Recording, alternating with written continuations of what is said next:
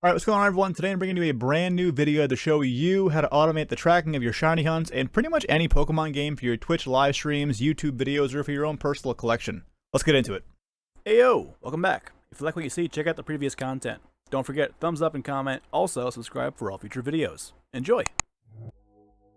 Alright, so huge shout out to Livingmaniac over on YouTube, Twitch, and Twitter. I'll make sure to link them in the description below. For right now, I'll also link you guys to the Google Drive link to download the newest version of the software, version 2.0.8. Make sure when you download that, run the program as administrator, just so we have no kind of problems or hiccups going forward later on in the video. Alright, so our program is now open. We can begin setting up for our hunt. The program can hunt for multiple Pokemon in a single instance, but for right now we'll focus on one just to have it easier to explain to demonstrate in the video today. So we'll focus on two buttons here. Top left, the single hunt button, and the bottom right, settings. Settings first. We have add window, remove window. What does this mean? We're using OBS to actually capture our gameplay from, so we have to actually point the auto shiny tracker into the direction of our gameplay to find the Pokemon we're hunting for at that point. So in OBS, with our capture device already loaded up here, I have my switch full screen right here is what I called it. So right click the capture device, window projector source, which you're going to be clicking on, but I already have it open, so I won't click it again, but window projector source. I'll pull it over to the main screen here. Boom, switch, huge. So in this little text field right here, we have to type in exactly what the header of this program is right here. So windowed space, projector space, parentheses, source, parentheses, space, dash, space, the name of whatever the hell you want to put in there. Characters matter. I don't believe capitalization matters at all, but if I would just do it just to be anal about it, I do it.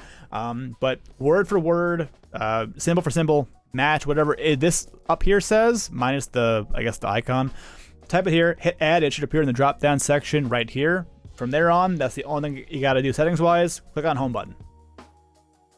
Alright, so with our settings tab all ready to go, we can now go into our single Pokemon hunt tab and begin to set up our actual hunt. We're looking for Tauros today, so image path, counter path, a bunch of nonsense down here. So image path, what's that first? So we're going to get a picture of Tauros' name so we can show the program what the name to look for on the screen is. With Gen 9, there's actually no longer a splash screen that says X Pokemon appeared or Tauros appeared. Look into how when Duskull approaches. So right here, you encountered a wild Dusknoir. That's no longer a thing in the game. Only if the ability pops off, if it's let's say it's an intimidate ability or some kind of other static ability that will pop off right in the beginning of an encounter, it'll have that static name right there. But since that little box no longer pops up, it's kind of a bit trickier for the program to track it 100% consistency. For Gen 9, it does work. It's just a bit finicky here and there. That's why you have the option for these manual plus and minus buttons right here. Let's say if this Tauros didn't trigger the program to count 1, you hit +1 here. But for right now, we'll get Tauros's name. So snipping tool, boom, take a picture of Tauros's name right there. So we have Tauros. We'll save it wherever you want to save it. I usually make folders of all the Pokemon I'm going to encounter for that day is. So I have my Pokemon encounter folders here in my hunts folder. So we'll make one of those called Tauros. Inside that, save that snapshot of Tauros's name right there. So we have capture.png, so we'll do that. So we'll keep that. And then inside of the counter path, we need a text file. So we'll make a new blank Word document, just 0, and save the document as Pokemon.txt, whatever the Pokemon's name is. Again, we'll do browse. I named mine Tauros. Cool. And inside of OBS though, we'll go here, add a new text source. We'll just read from file, browse, and just find that Tauros file or that Pokemon's .txt file just to know where to read and write from. So we have one right there. Cool. Murder, Masuda, or Softreset. Softreset and Murder are the same exact thing. Masuda's for the egg hunting. We're only going to focus on regular, static, wild encounters for right now. So increments 1. If you're doing, I guess, those horde encounters from Gen 6, 5, and all the other previous games, just increase the number to whatever the number of the horde you are hunting for. If not, random wild encounters, just 1 for right now. And window, just make sure that it is the same exact window projecting box you added in the settings tab from previous. If you ever have to change out your capture card or make a new window, always go back into settings to add the new one in. But before you add the new one, remove the old one. Only ever have the option for whatever the most current box you're using. It just causes a bunch of confusion for the program and for yourself to keep track of, well, what actually am I using to display my gameplay from? Always remove the old one, add the new one, only have one option, just to make it easier for yourself. All that set to go, we can start our hunt. Hit start hunt. Cool. So now we'll launch Pokemon.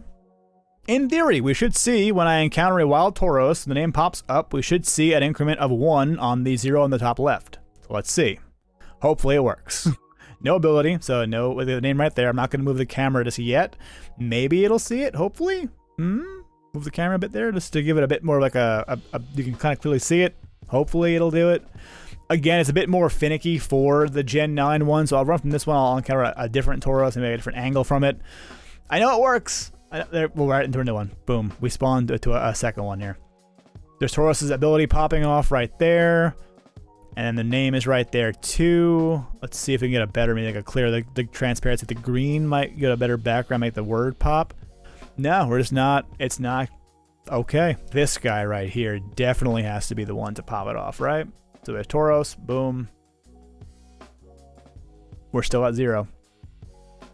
Okay. All right, maybe it's a little bit more than finicky. It's a bit of an annoyance here, kind of a frustration, little hoots. So Tauros's ability pops off. Yeah, we're kind of just looking at Googits here right now. Looks like. Oh god. Alright, Editing John here. I'm going to splice up the video a bit here. So we're going to overlay some gameplay of actually tracking a shiny hunt with Egg Masuda method. So you'll see that with the egg crack animation with a little bar at the bottom of the screen, the tracker tracks it no problem, almost 1-to-1. So clearly there's an issue with how Gen 9, just without that implementation of the X Pokemon has appeared or is encountering you right now, it makes the game a bit more difficult for the program to track. It works. I'll show you some gameplay of it working eventually, but for right now, egg cracking, much more, I guess, consistent in Gen 9, and every other game before this one that has that little box that pops up, it'll work fine. So here's showing you proof it does work. So let's go back to the video. Again, as Intimidate will pop off. Is this the one that finally increased the number here? Maybe? There's one. We got it to work once. So out of like 4 or 5 encounters, we actually get this thing to finally pop off. That's one. So let's run away from this fight. Let's try it again.